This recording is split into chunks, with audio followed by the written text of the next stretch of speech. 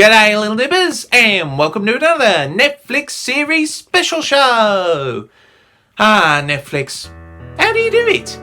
You make such high-end expensive productions yet somehow still manage to ask so little of your customers. And it's great! So we are going to take a look at a new Dr. Seuss inspired series, Green Eggs and Ham. Just past Whoville and all those places you'll go, a new adventure begins. Okay, I cannot be the only one with a question mark above my head right now. Thanks. Given that some Netflix shows are a little, hit and miss, Dr. Seuss wrote books with the intentions that future generations would take inspiration from his stories. Hoo boy! And look what we got.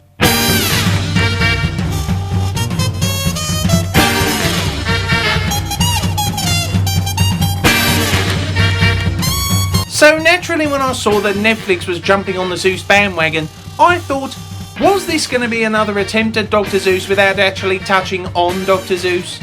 Not understanding any of the lessons he was teaching with his stories, not rhyming to keep it flowing, creative and fun. And was I right?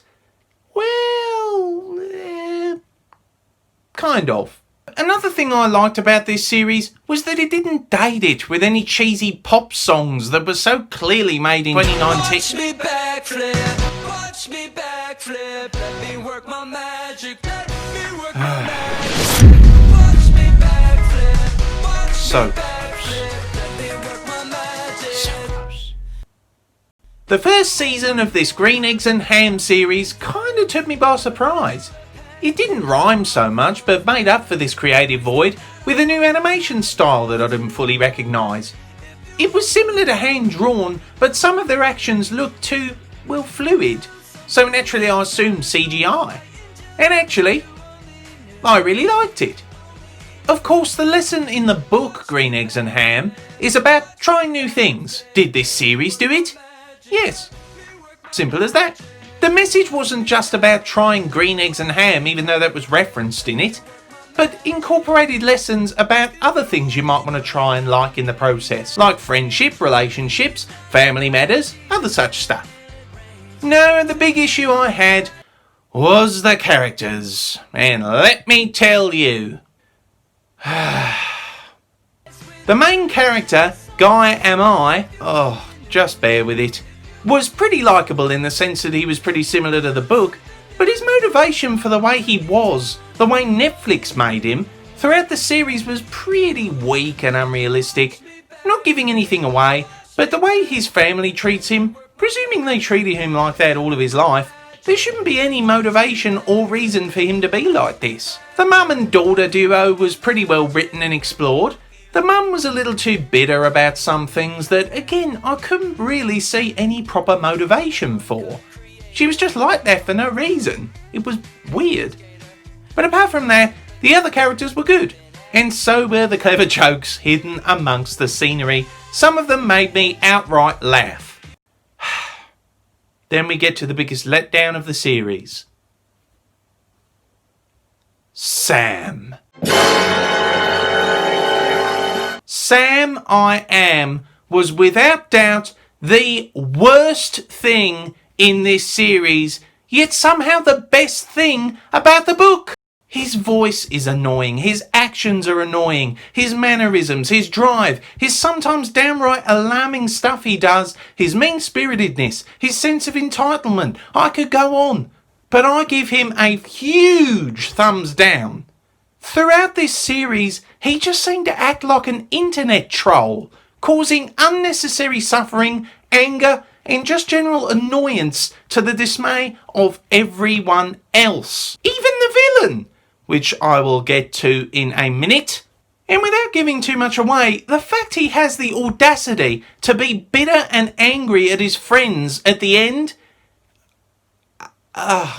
it's just strange. Really strange. And that's saying a lot coming from a Dr. Seuss novel. Well, series, I guess. And yes, of course, there is the villain. And gee, I wonder who he's supposed to be.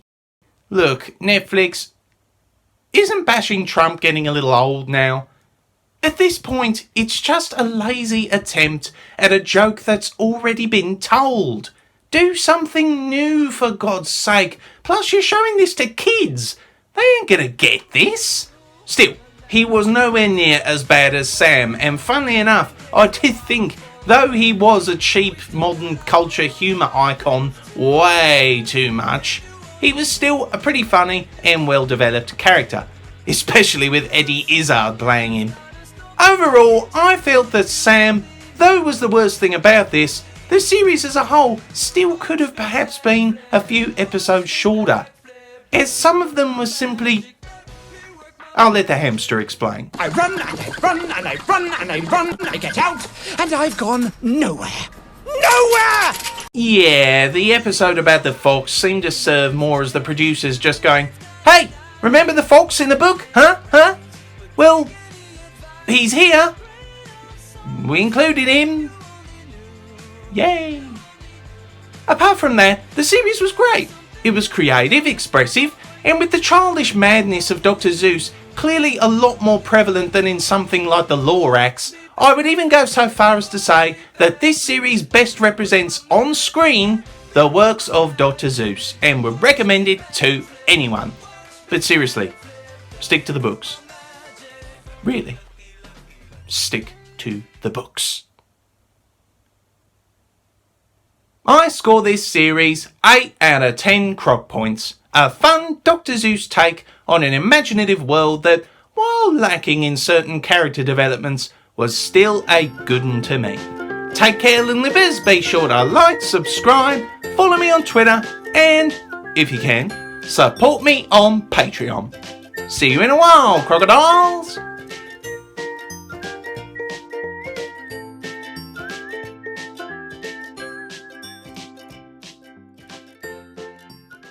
I'm vegan. I'm so sorry.